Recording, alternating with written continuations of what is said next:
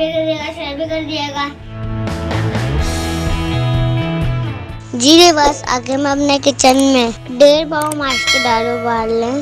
दाल उबालते वक्त आधा चमचा नमक, 1 चमचा पिसी हुई लाल मिर्च, 1/4 चम्मच हल्दी डाल दी थी और दाल को हमने 80% गला लिया था और पानी रख दाल अलग कर ली थी।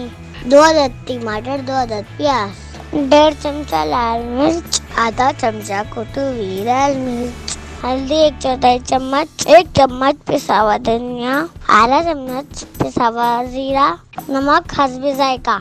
प्याज डालने से पहले डाल चुके हैं। टमाटर को भी चॉप कर लें,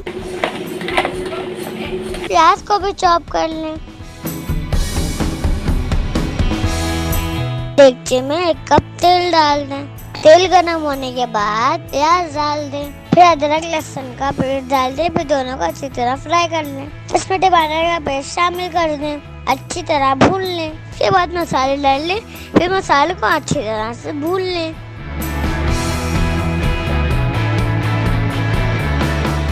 जब मसाले भून जाएं तो दाल डाल दें और मसालों और दालों को अच्छी तरह से मिक्स कर लें।